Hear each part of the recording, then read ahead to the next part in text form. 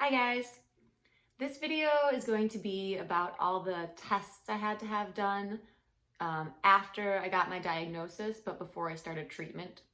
So before my diagnosis, every time I had to make a new appointment, it was weeks. Weeks of waiting, at least 1 week, sometimes two, in between appointments, waiting and worrying. After my diagnosis, things changed. The imaging centers were calling me to schedule appointments, so I didn't have to make any phone calls. People were coming to me. I was the most popular patient around. It was a big change. So things started to happen a lot more quickly after the diagnosis, and there was about a week and a half where I went through just a barrage of different tests. So I'm going to kind of take you through what that was like. My first test was a chest MRI. This one required 2 hours of fasting and 24 hours of no caffeine. I went in and got my first IV ever, so that was a little scary. After that, I had to lay face down on this machine with my sternum against a little area with my hands up above my head. They hooked me up to some contrast solution for the IV, and then I started rolling into this tube. So I could tell how people get really nervous, people that are claustrophobic. Luckily, I'm not claustrophobic, but I did have a second of panic where I can see why people feel that way. So it was a little disconcerting, but there was a mirror so you could see, I think, behind you, some shelves, which helped for some reason. So I just focused on that, and I do these things in my head when I'm nervous that have to do with the alphabet. Like I'll recite the NATO alphabet, or I'll go through and name different girls I know with names that start with A, B, C. I don't know, it helps me calm down. So that was test number 1. It took about 15 minutes of just laying there in the same position. My hands started to go numb, uncomfortable, but not terrible. That was Monday. Test number 2. Also Monday, this was an echocardiogram, and I had to go to a hospital to get it. This was my first time going to a hospital since the COVID-19 pandemic. It was really strange. All the entrances were closed except for one. So they all had signs pointing you to the emergency room entrance.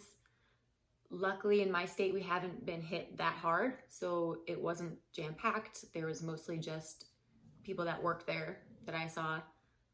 And at this point, I wasn't wearing a mask, I wasn't wearing gloves. I should have been, but I think I was just more focused on the whole cancer diagnosis rather than what was going on outside of that.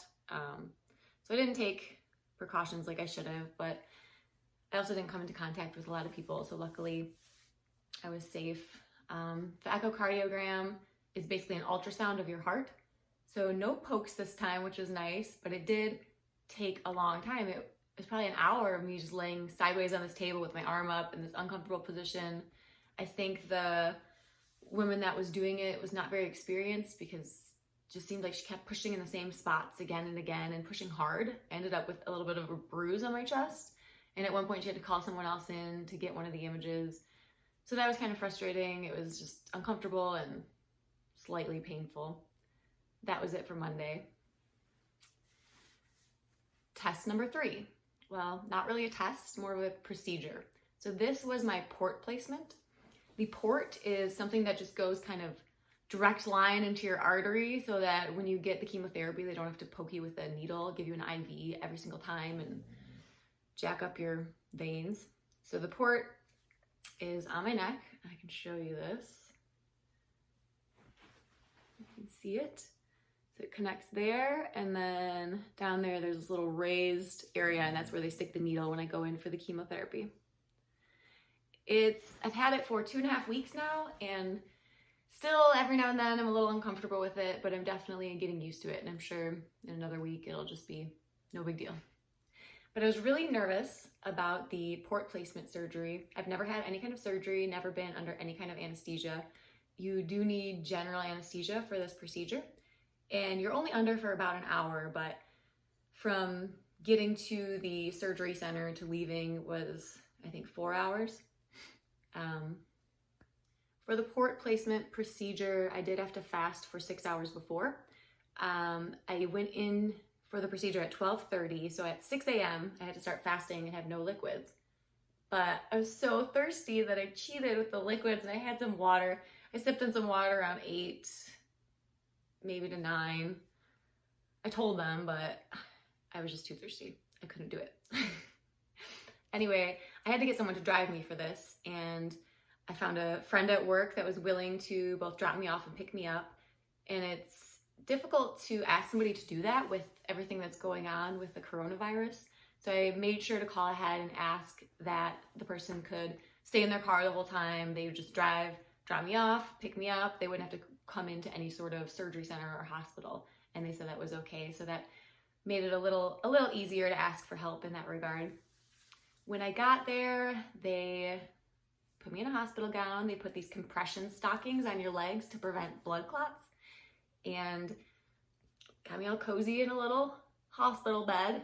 It wasn't an actual hospital, it was a surgery center, so it was not as busy as a hospital might be. They hooked me up to an IV, started me on saline, I think. From there, it was about an hour of just waiting. I think we were waiting for the surgeon, waiting for the anesthesia team. So I dozed off for a bit. It was pretty comfy. One thing, at a lot of these testing centers and the surgery center, they have these amazing blankets. They're just these warm blankets. And I don't know if they have just taken them out of the heater or if they have some sort of magic blanket warmer, but they're awesome. So I was very comfortable waiting and dozed off. The surgeon came to talk to me, and she told me that she had the results of my MRI, and it was good news that the cancer had not spread to any lymph nodes. So there was no lymph node involvement. There was no cancer in the other breast. They couldn't see that it had spread anywhere beyond just the one area. But it was bigger. So it was about 7 centimeters at this point. And I don't know if it had just grown 5.5 centimeters since the last ultrasound, or if it had always been bigger and they just couldn't see it with the ultrasound and mammogram. I'm not sure, but that kind of scared me that it was so large. My dog's over here sighing like crazy. Anyway, I was still really nervous about being put under, and I kept telling them, and they, all the nurses, they were really nice. The surgeon was great, the anesthesiologist, everybody just did their best to make me really comfortable. They give you a little something in your IV to make you kind of relaxed before putting you under. So that helped a lot. I was like, ooh, I almost started giggling. And then I remember being wheeled into the OR, seeing the lights overhead, and then I was awake. Once I was awake, it's very common to feel nauseous after waking up from anesthesia. I was lucky that I didn't feel any nausea. I felt a little out of sorts, but I wasn't acting drunk or anything. Just a little woozy, and my throat was really sore. And I felt discomfort, not a whole lot of pain from the actual surgery. I also just felt weird, so I wasn't really moving that side of my body. I was just kind of sitting there. So they gave me some pain medicine, some applesauce, and water. And I laid there for 30 minutes, an hour. My friend picked me up, helped me get some prescriptions, and made sure that I was okay. And I survived the port placement. I was so relieved when that was over. Leading up to it, I was a bundle of nerves, and I feel like I could relax a little bit after that. Test number 4. This was the worst day. The day after the port placement, the morning after, I had a CT scan. And so I had to fast for a couple hours and no water for a couple hours before that. So I woke up in pain. I had not slept at all after the surgery. And I remember taking my dog out on his leash and just like, I couldn't move my arm. I was bent over, walking around in my apartment complex area. I was a mess, and I was so thirsty. My throat hurt. I didn't know if I could even take Tylenol because I didn't want to mess with the test results. So I somehow drove myself to the imaging center without moving this side of my body and without moving my neck because it felt weird to move it. Anyway, I got there, and I had brought Tylenol with me. I asked them if I could take it. They said yes. So thankfully I got some Tylenol in me. I had to drink this chalky, milky stuff. And Avi, come on, dude. I had to drink this chalky, milky stuff. And then they also did another injection of iodine. I've never had an iodine injection before, and it's really strange. It makes you feel really warm inside, almost like you've peed your pants. And it was just a weird feeling. It went away within a few minutes, but then you just lay on your back. I didn't even have to change.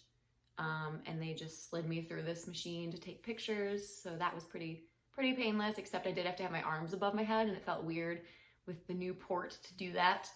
After we finished, I sat up and I felt all of a sudden just didn't feel well. I started shaking really bad, almost like an out of control whole body shiver. So I'm just sitting there like convulsing, and the nurse or tech sat with me for a while, and she was very nice and said, no rush, like we don't have to, you can sit here for a while. Do you want a blanket? Do you want a pillow? So she helped me put my hoodie back on and walk up to the waiting area so I could sip on some water and just try to calm down. Within 5 minutes, I was fine, and I was able to drive home. I think my body was just exhausted at that point and just wanted to rest and didn't want to be poked anymore. So I had one more test to go with the bone scan, and I could have gone in the next day for it, which would have been Friday, but I decided to schedule it for Monday just because my body was exhausted. Test number 5, the bone scan. So this was something called nuclear medicine bone scan. Apparently they inject you full of some radioactive substance. So you have to go into the imaging center twice. I went in the morning and I got the injection. No big deal, no pain or anything, no side effects. And then you come back 4 hours later for the scan.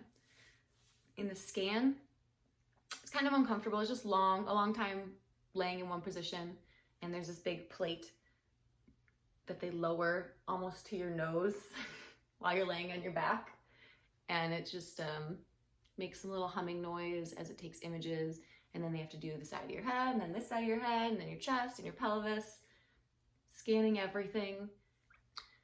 One other test they did was they took my blood and tested that as well. I would get the results of all these tests, I think the day after the bone scan test, and the results came back that all my tests were negative for distant disease. So that was very good news. It was so good to get good news after a long week of being poked and prodded and stressed out. So this meant that the goal was 100% cure, and it still is. That's still the goal right now. I'm really excited about that, and I'm trying to focus on that. Of course, there's a part of me that Googles every now and then and finds some bad news and clings onto that. I'm trying my best to just stay positive and just say, yes, I'm going to be cured of this. I'm going to 100% make it through and be cured of cancer. So here's hoping.